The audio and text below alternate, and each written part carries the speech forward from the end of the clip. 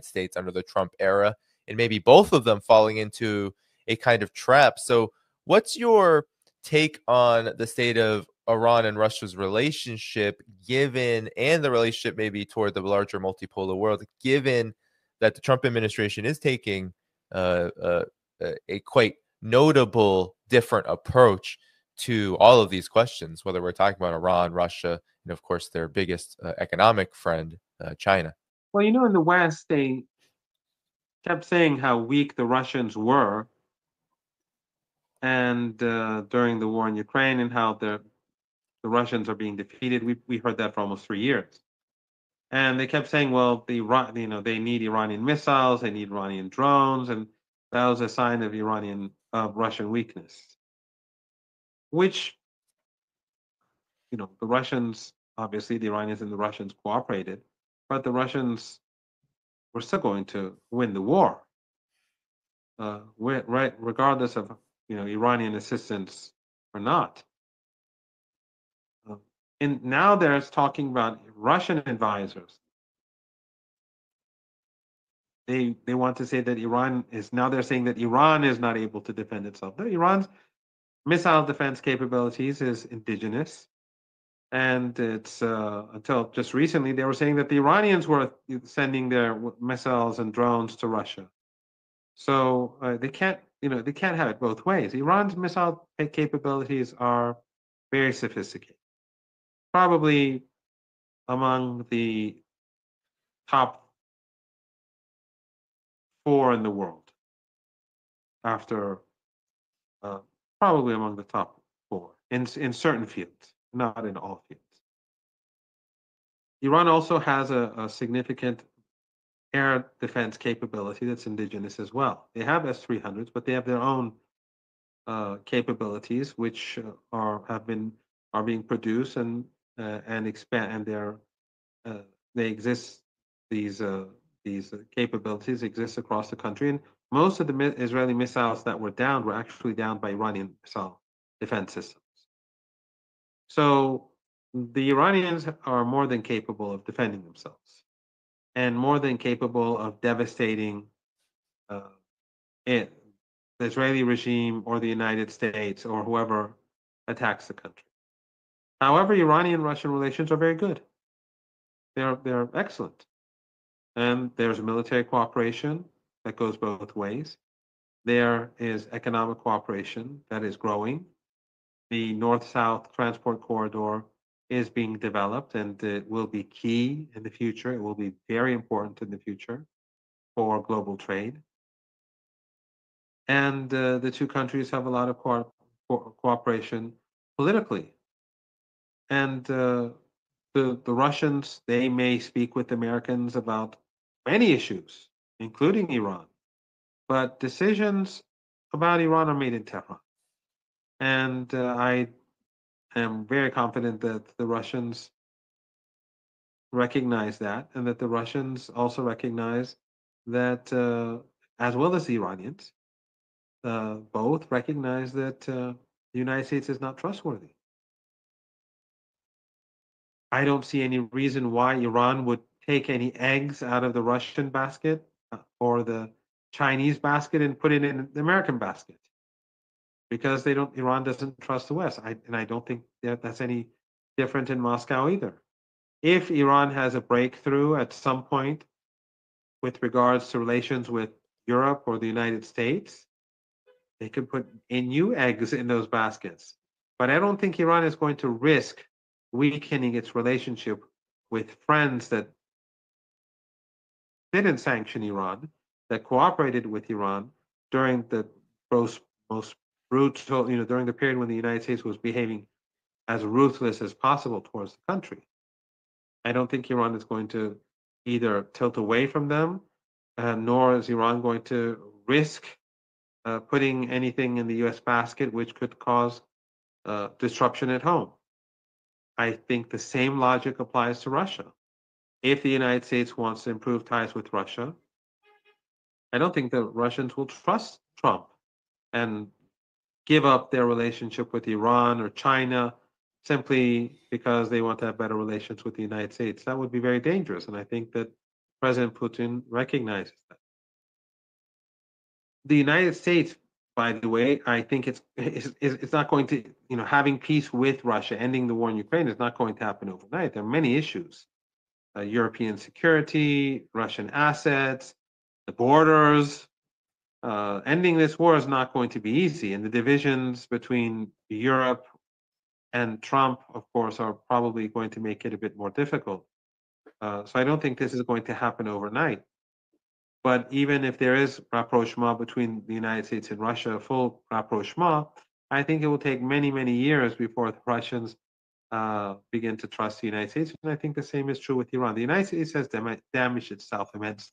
And actually, Danny, I think that what Trump did to Zelensky, even though I have no sympathy for Zelensky at all, but what he did to Zelensky has weakened the United States.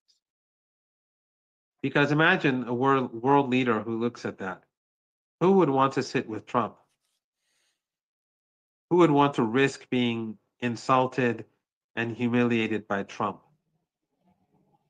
I think a lot of leaders would think twice about cooperating with the United States on different issues. They try to keep a distance in certain areas, and they would probably tilt away from the United States increasingly as a result of this sort of behavior.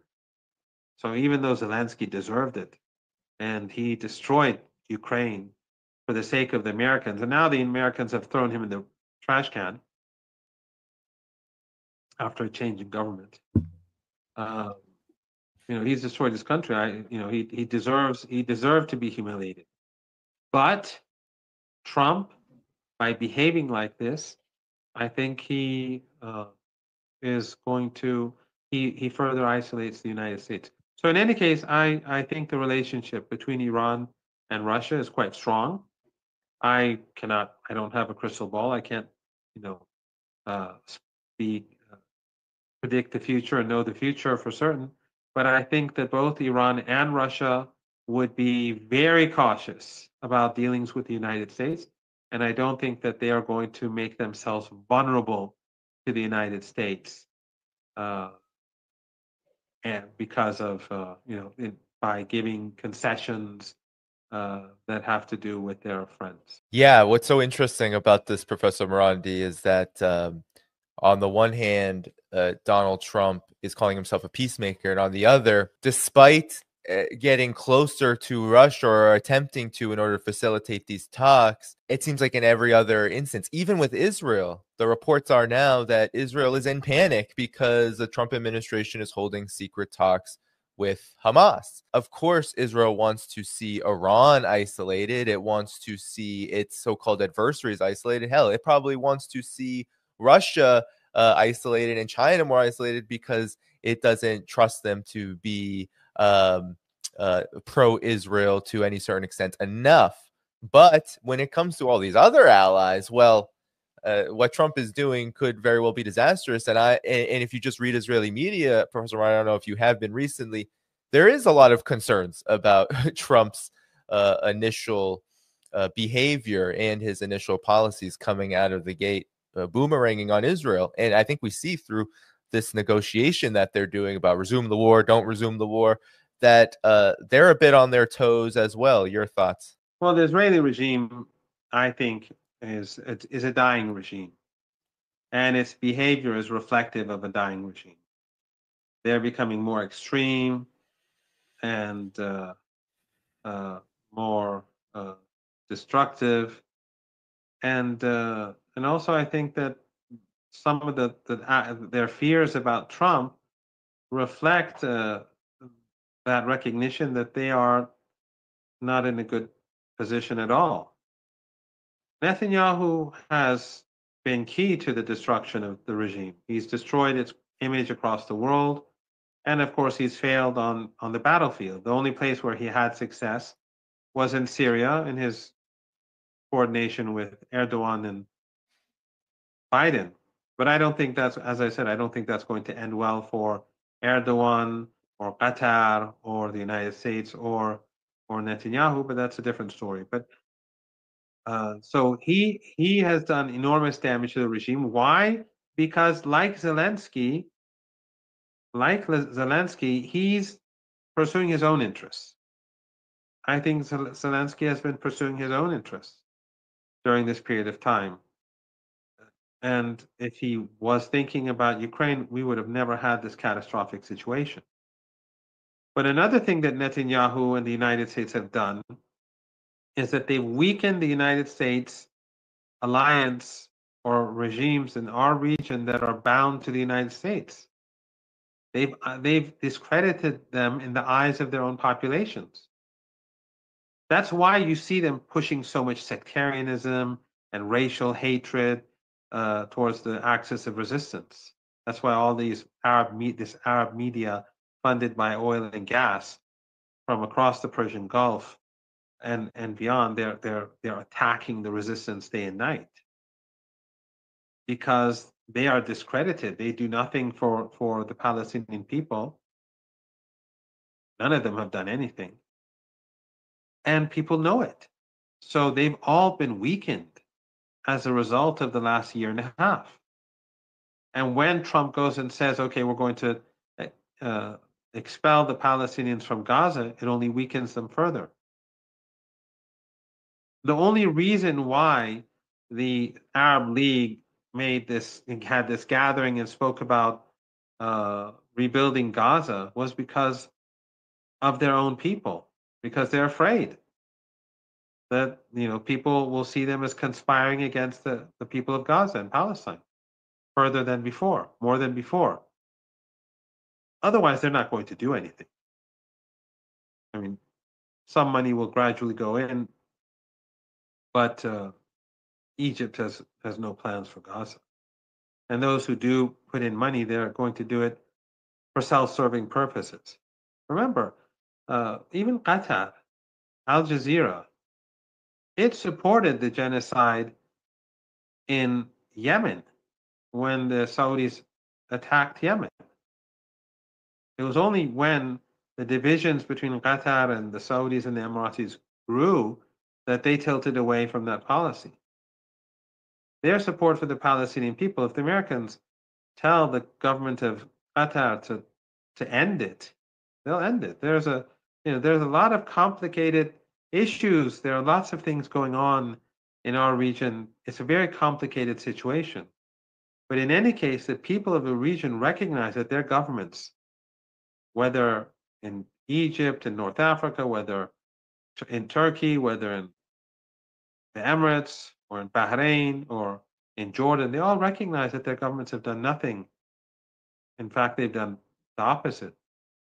So the continuation of this situation only makes it more dangerous for the American camp. And if there's a restart of the genocide, that could possibly be the straw that breaks the camel's back. I've given this example before. How did the Arab Spring begin? How did the chaos across West Asia and North Africa take place? It was a single young man who burnt himself alive in a Tunisian city because of personal injustice and personal grievance. And he brought down governments. The situation today is far worse, and the United States is far weaker. The United States is far weaker, and as I said, the more the United States is vulnerable in this region, the more the United States spends its wealth in this region, whether in Europe or West Asia, China continues to move forward. China is not engaged in any war. China is not engaged in opening up military bases across the world. It's engaged in developing. And Trump has enormous problems at home, which you were alluding to.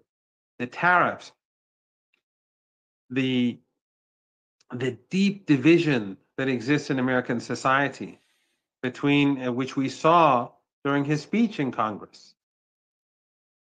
There are deep divisions in the United States today, and this is his honeymoon. His honeymoon is going to end very quickly.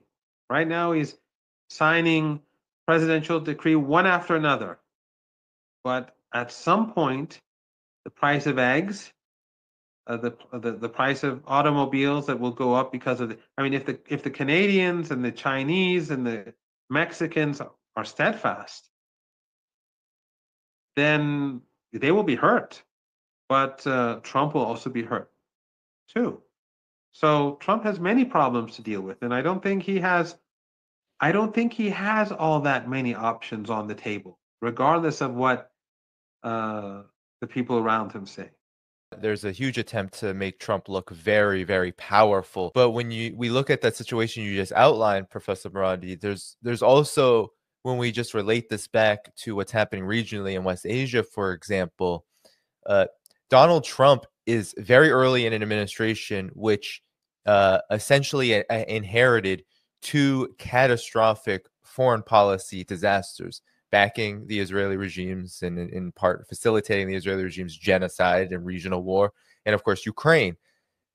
Trump cannot afford to keep these wars, but there's a huge risk that they both continue, especially the situation in West Asia where Israel is pushing because Netanyahu really, really, really, really needs a conflict, genocide, unending war to continue, both to achieve Israel's overall objectives at some point in the future, but also to keep his political career going. So this is actually a real big bind. A lot of people say, oh, well, look at Trump magnificently shifting the geopolitical calculus. In my opinion, he has to do this. He has to do this because it's actually Russia, Iran, China. These countries are actually in a far stronger position. Now, of course, their vulnerabilities, their issues, they are also they have to confront this menace called hegemony, US hegemony, but they're in a much stronger position in the sense that uh, it is the Trump administration that has to balance these huge contradictions that could cave in at any time. Iran doesn't have to do that. The resistance doesn't have to do that. They have to. They have one mission, or one mission only, which is to stay alive, survive, and win their sovereignty. I think your viewers have to keep this in mind that whenever the West always likes to say they're winning. That's what they always say. They're always winning. We've been hearing that China is collapsing for decades now. And when you look at Chinese infrastructure, whether you go to Shanghai or Guangzhou or Chongqing or Beijing or anywhere else, it's decades ahead of the United States or Europe. They're always winning. We've been hearing that they're winning and that the Russians were losing the war and that the Russians were they were taking chips out of washing machines. Remember all that?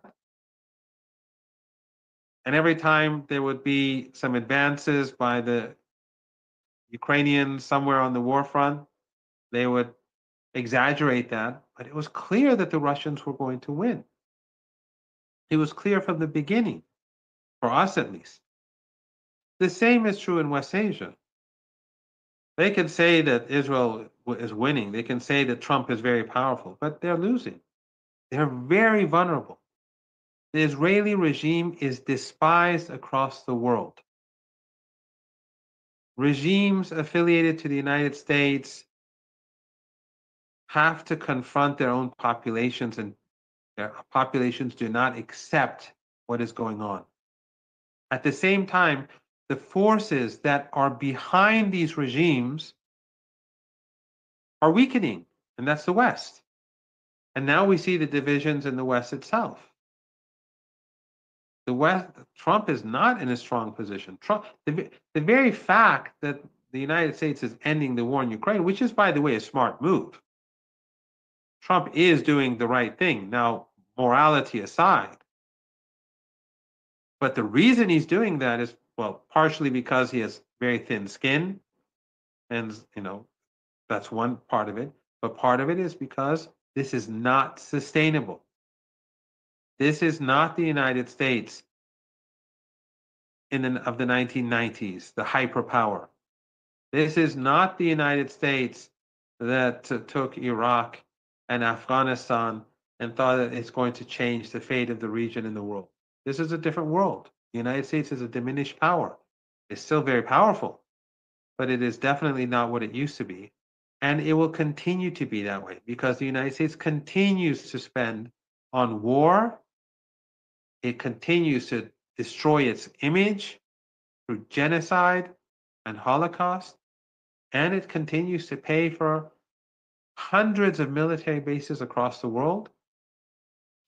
And its economic model at home has failed. So they can say, oh, they can speak about being powerful, but they're not powerful. And the more they push against Iran, the weaker they are against Russia and China. The more they push against Russia, so the same is true. The weaker they are against Iran and China, and the same what they and it's not just these three countries anymore. You know, there are hosts of countries that are or entities that are linked to these countries. And now across the world, people are not sympathetic to the United States. As I said, the United States is seen as genocidal. Brand America, brand Europe has been damaged in a way in which you cannot calculate. And the scenes in the White House, although, as I said, Zelensky deserved it, how many presidents would like to be sitting there in the White House risking some sort of verbal abuse by the president of the United States? A person who's constantly lying and, you know, when he shakes hands, he pulls the arm of the other person as to show his power. It's good for his base at home, but it weakens the United States. So, but it's not just Trump. I mean, it is Obama and Biden and the previous regimes in Washington that created Trump. He is the product of what the political regime in the United States has brought about for Americans and for the world. But in any case, I think it's very clear that the United States is weaker today. And you saw the Chinese, I think, foreign ministry statement today. Very tough. Remember, the maximum pressure sanctions against Iran, they were never removed for him to reinstate them. When Biden came, he kept all of those sanctions and kept adding new sanctions. Trump cannot do much more than Biden, if anything. The same is true with China. Trump has Trump and then Biden, they've already sanctioned China. This is not 8 years ago. The world has changed. China now is less vulnerable to the United States. Iran is less vulnerable to the United States. Russia is less vulnerable to the United States. So again, they don't have all that many options on the table. And as Trump likes to call it, he doesn't have all that many cards to play with. He can pretend that he does, but he's inherited the same United States that Biden was leading. There's no secret card up his sleeve that didn't exist before. And so I think that while we may have trouble ahead, we will definitely have trouble ahead. I think it's quite possible that intentions will increase. It's quite possible that there will be major conflict, maybe war. But I don't think that the United States will succeed.